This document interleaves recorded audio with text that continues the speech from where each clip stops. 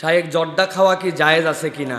বিশেষ করে অনেকেই মাগরিবের নামাজের পরে জর্দা খেয়ে কুলি করে তারাবিতে আসে, তাদের এই গন্ধ মসজিদ পর্যন্ত থাকে। আমার জিজ্ঞাসা হচ্ছে, পানের সাথে জর্দা খাওয়ার বিষয়ে আপনার মতামত কি? প্রিয় ভাইয়েরা, এই যে পান আর জর্দা, এই বিতর্ক আমাদের দেশে বহুদিন ধরে, প্রত্যেক টার্মে প্রত্যেক ঘটনায় আমাদের জন্য এই জর্দা পান এগুলো আসে। প্রিয় ভাইয়েরা, খুবই স্পষ্ট কথা ভাই, আমি আপনার কাছে একটা জিনিস বলি, আল হালালু বাইয়িন ওয়াল হারামু বাইয়িন। হারাম হওয়ার জন্য, হালাল হওয়ার জন্য শরীয়তের নস লাগবে, আল্লাহর পক্ষ থেকে স্পষ্ট বলা থাকবে। যেরকম লাহমাল খিনজির, শুয়োরের গোশত হারাম, এ নিয়ে কোনো দ্বিমত আছে? দ্বিমত নাই। কেননা এটা আল্লাহ রাব্বুল আলামিন স্পষ্ট হারাম করেছেন। কিন্তু এইরকম স্পষ্টভাবে আপনি যদি বলেন যে আল্লাহ পান আর জর্দার কথা বলছেন কিনা কোরআনে, এইরকমভাবে হারাম করা নাই। কিন্তু ইসলামের যে মৌলিক নীতিমালা, ওই নীতিমালার আলোকে একটা নীতিমালা আল্লাহ কোরআনে দিয়েছেন। আল্লাহ বলছেন, ওয়ালা তুলকু বিআইদিকুম ইলা তাহলুকা, তোমরা নিজে নিজে নিজেকে ক্ষতির মধ্যে ঠেলে দিও না, এটা আল্লাহর পক্ষ থেকে নিষেধ। এখন আপনাদের কাছে আমার জিজ্ঞাসা, আমরা পান জারক রস আছে, সুপারি, এর মধ্যেও কিছু হার্টের উপকার আছে, পান আমাদের জন্য একটা ভেষজ জিনিস, কিন্তু যেই জর্দা তামাক, এই জর্দার মধ্যে আমাদের কি উপকার আছে এইটা যদি কেউ বলে দিতে পারেন যে জর্দার মধ্যে আমাদের জন্য খেলে রক্তের মধ্যে যেগুলা খারাপ জিনিস আছে ওগুলো দূর হয়ে যাবে, ব্রেন বৃদ্ধি পেয়ে যাবে, শরীরের প্রোটিনের চাহিদা পূরণ হবে, আমিষ বৃদ্ধি পাবে, শরীরে আমাদের মধ্যে এমন ধরনের আল্লাহ রাব্বুল আমিনের নিয়ামত প্রবেশ করবে যাতে আমার অন্তর কলব সাফ হয়ে যাবে, আমার নামাজের ক্ষেত্রে একাগ্রতা হয়ে যাবে, আপনি যদি এরকম করে আমার কাছে সায়েন্টিফিক কোনো কিছু তুলে ধরতে পারেন, তাহলে আমিও জর্দা খাওয়া শুরু করব।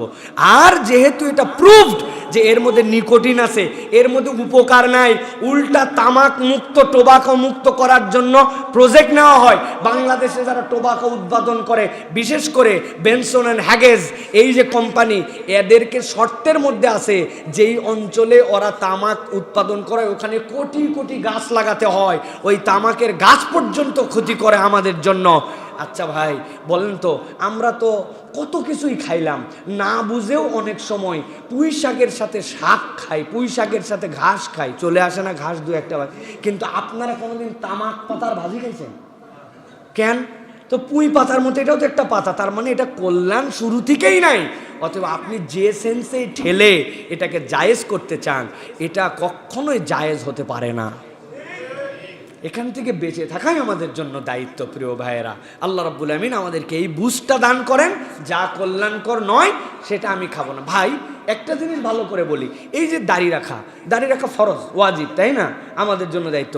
কোনো একটা ব্যক্তি ধরেন দাড়ি রাখতে পারে নাই, এটা তার ব্যর্থতা, সে বলছে দাড়ি রাখা ভালো, এটা উত্তম, এটা উচিত, পারি নাই, একটা অজুহাত আছে আল্লাহর কাছে, কিন্তু সে বলে নাই দাড়ি রেখে কি হবে, দাড়ি রাখা লাগবে, কে বলছে?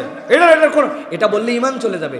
এখন ভাই আমি আপনাকে হারাম বলে দিচ্ছি না, কিন্তু আপনি হালাল বানাতে চাচ্ছেন কেন? আপনি খাচ্ছেন, আপনার কোনো ওস্তাদ খায় অথবা কেউ একজন খায়, এটা তার ব্যাপার, উনি মেনে নিছেন, খারাপ নিয়ে খান। কিন্তু যখন আলেম ওলামা বলবে যে না এটা খাওয়া কোনো সমস্যা নাই, এটা উৎসাহ, এটা তো ভাই আমার কোনো দায়িত্ব হতে পারে না। অথবা আমাদেরকে এইটার থেকে বিবেচনায় নিতে হবে। আমরা কেউ কারো বিপক্ষে ঠেলা ঠেলি খোঁচাখোঁচি না ভাই, এটা হচ্ছে জাস্ট একটা আপনাদের কাছে অনুরোধ দেওয়া থাকলো যে এটার মধ্যে উপকার নাই, যদি কেউ খায় এটা তার ব্যাপার, সেখান থেকে পরহেজ হোক, কিন্তু এটা খাওয়ার ক্ষেত্রে কেউ আমরা উৎসাহ দিব না।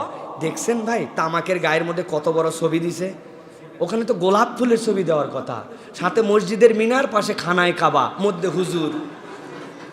ভালো জিনিস তো খানায় কাবার ছবি দিয়ে বিক্রি করবে না? খানায় কাবার ছবি এক পাশে মদিনা শরীফ, মধ্যে হুজুর বসে আছে, সামনে বিভিন্ন কৌটা, কত সুন্দর বিজ্ঞাপন হতো। তা না দিয়ে দিছে গাল ফাঁকা হয়ে, এদিক দিয়ে ক্যান্সার ঝুলে পড়তেছে, নাউজুবিল্লাহ।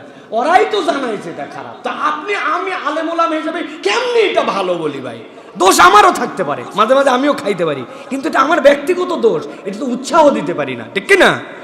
আল্লাহ আমাদেরকে বোঝার তৌফিক দান করুন।